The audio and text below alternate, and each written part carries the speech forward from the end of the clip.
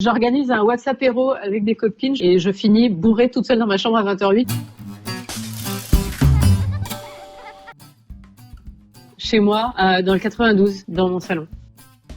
Je suis 1 une semaine sur 2, je suis 4 une semaine sur 2. Donc en moyenne, je suis 2,5. Attends, bouge pas parce que ça change tous les ans. 9, 11 et 13. T'as mis trop longtemps. Ça me demande une concentration énorme, tu réalises pas, je crois. Jusqu'à preuve du contraire ou désir contraire de leur part, c'est un garçon et 2 filles. Pour le moment, ils s'identifient à leur sexe de naissance. Est-ce que je dois vraiment répondre à cette question? Oui, je viens d'en sortir une là. Le confinement, c'est pourri. J10. Moi, clairement, je vais m'habiller avec une feuille de PQ. Oh, je suis con, il y en a plus. Avec une peau de banane.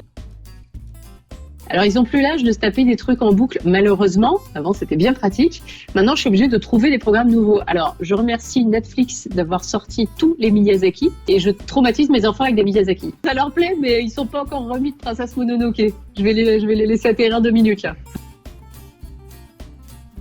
Ils essayent de gérer le bombardement de devoirs et d'évaluation de leurs profs. À vrai dire, c'est moi qui suis le plus traumatisée par ça. J'ai 2 enfants au collège et recevoir les mails des profs fait monter chez moi des angoisses assez intenses. J'ai l'impression que c'est moi qui suis de retour au collège, donc c'est horrible. Donc en fait, c'est très occupé, ils bossent autant qu'avant.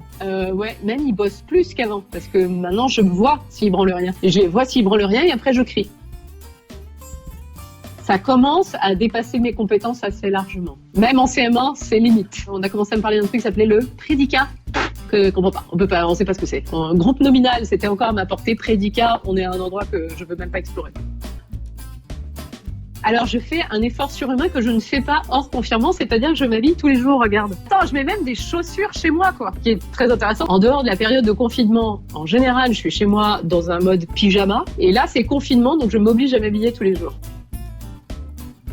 C'est très mal. J'organise un WhatsAppéro avec des copines, je m'enferme dans ma chambre et je finis bourrée toute seule dans ma chambre à 20h08. J'ai acheté de l'apérole. J'achetais jamais d'alcool chez moi, j'ai acheté de l'apérole. Faut vous dire mon niveau de désespoir.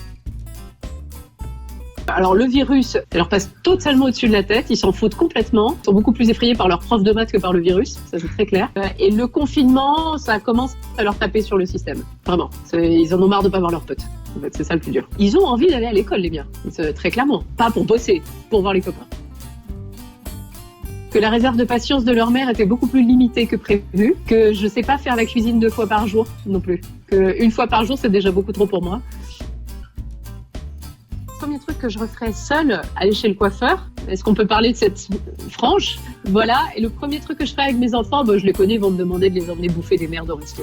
Et je serai contente, parce qu'ils seront contents.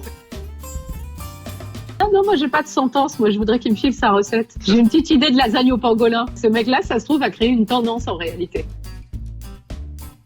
Les pieds de mon bureau qui sont en bois, il y a des espèces de boules en bois et en fait elles étaient blindées de poussière. Puis il y avait des petites, des petites anfractuosités là, des endroits où tu vas jamais avec ton chiffon. J'ai été nettoyer ces machins-là, j'ai fait ça tout à l'heure, il y a 10 minutes d'ailleurs. Quel était le sentiment après le devoir accompli, le réconfort, une immense fierté. Je me suis dit, je fais partie de ces gens qui nettoient les boiseries de leur bureau. Aux gens qui s'occupent d'autres êtres vivants, quand vous commencez à avoir dans la tête des images de « je vais le défoncer avec un dictionnaire », sortez de la pièce. Allez dans la salle de bain, prenez une douche, faites autre chose, mais voilà, sortez de la pièce.